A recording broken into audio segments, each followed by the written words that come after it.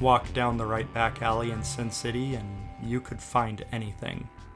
Here in this cradle of crime and corruption, we follow three anti-heroes in search of revenge or redemption, or maybe a bit of both.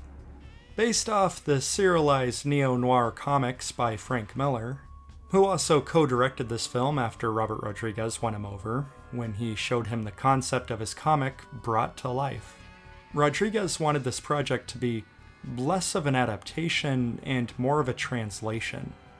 There were no screenwriting credits. Apart from small tweaks, they replicated what was on the page and made the movie a sort of living, breathing comic. They adapted 4 stories from the collection.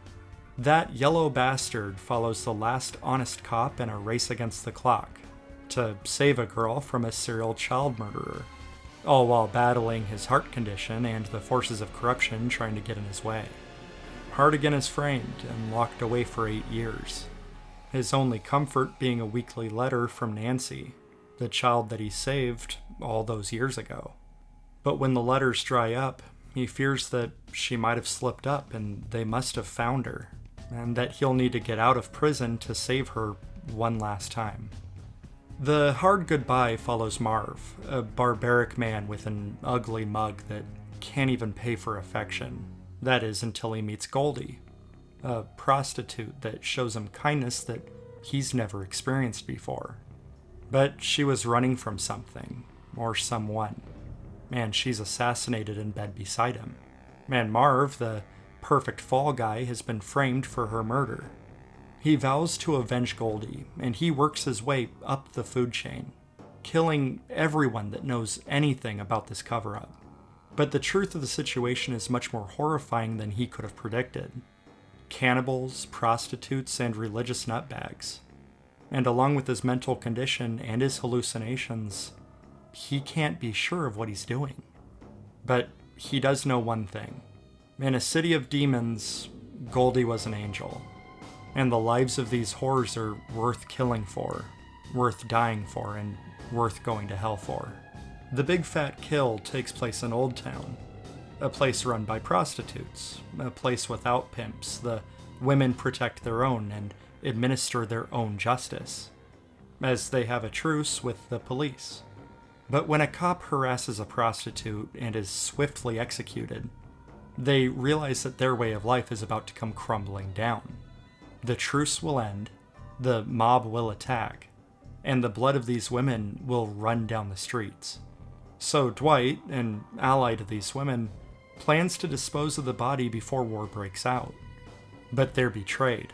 There's an informant in Old Town, and it looks like war might be inevitable, and everyone will have to band together to stop the monsters from invading their home. Finally, we have The Customer Is Always Right, which serves as the opening and the closing for these twisted stories. And in its execution, it sets the tone perfectly and ends our story with a satisfying bang. Now, there's actually 2 different ways to enjoy Sin City. There's the theatrical cut, which is tied together a little like Pulp Fiction, where the stories are mostly intact, but the Yellow Bastard is broken into 2 pieces, half at the start and half at the end. Then the other 2 major plot segments are kind of one after another. I think the arrangement for the theatrical version is perfect. But if you want, there's the recut and extended version, which arranges all 4 stories as their own standalone short films.